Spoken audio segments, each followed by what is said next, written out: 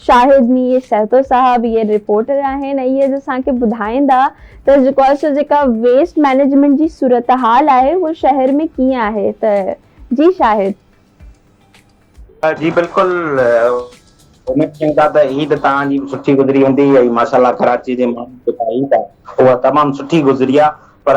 कराचीअ में Sindh salt waste management पारां जेका सफ़ाई जो अमल आहे उहो अञा ताईं जारी आहे। तोड़े जो ईद खे जेको आहे 3 ॾींहं गुज़री विया ऐं ईद जा जेके 3 ॾींहं हुआ उहे मुसलसल सिंध साल्ट वेस्ट मैनेजमेंट जेका आहे उहा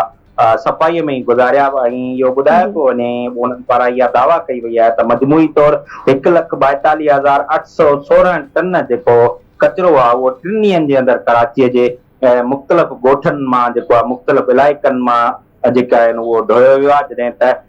इहो ॿुधाए पियो वञे कराचीअ जी KMC इंतिज़ामिया पारां त शहर जे अंदरि मुख़्तलिफ़ हंधनि ते जेको आहे ही जेको कचिरो आहे उनजा मौजूदु जेके उते सूरत हाल उनखे पिणु सफ़ाईअ जो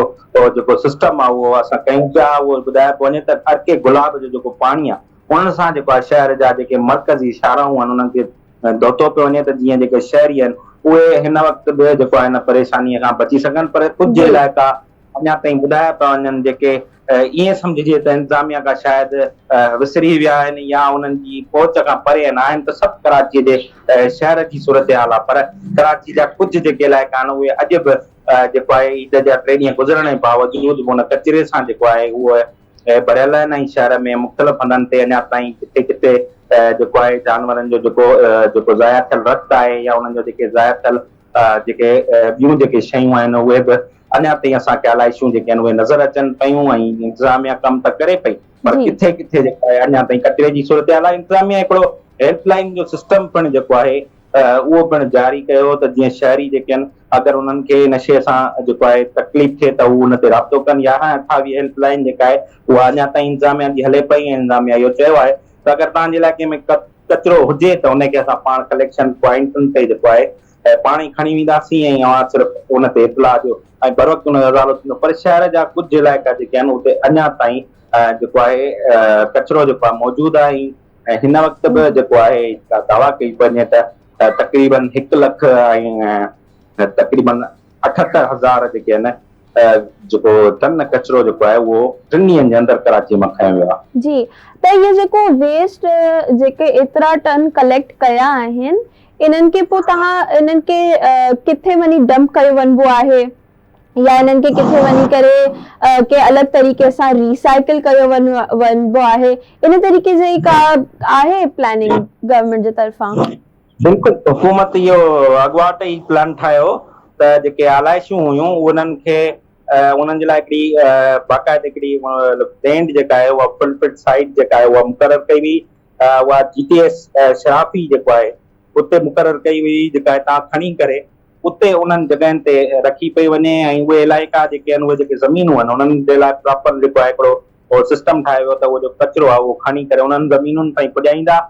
तक़रीबन जेके बि शहर जूं TMCs आहिनि DMCs आहिनि या शहर जूं जेके बि म्यूनिसिपल कॉर्पोरेशन जा जेके इदारा आहिनि उन्हनि खे इहा ज़िमेदारी ॾिनी वई त हू पंहिंजे इलाइक़नि में जेके मौजूदु सरकारी नुमाइंदा आहिनि काउंसलर्स आहिनि चेयरमैन आहिनि टाउन चेयरमैन आहिनि UC चेयरमैन आहिनि उन्हनि खे इहा ज़िमेदारी ॾिनी वई त शहर जा जेके बि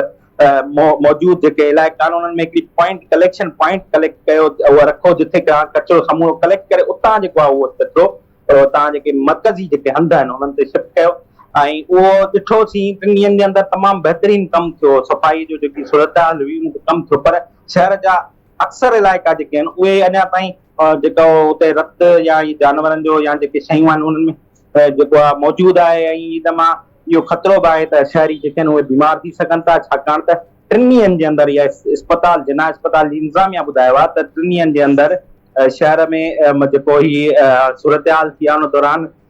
मरीज़ जेके आहिनि उन्हनि में पिणु जेका पेट जे सूर जा जेके मरीज़ आहिनि उन्हनि में तमामु घणी बात थी आहे। शहर जी जेका हिन वक़्त जी सूरत हाल आहे शहर जा काफ़ी इलाइक़ा जेके आहिनि उन्हनि में अञा ताईं कचिरो पियल आहे। सिंध साल्ट मैनेजमेंट कमु करे पई नज़र अचे थो पर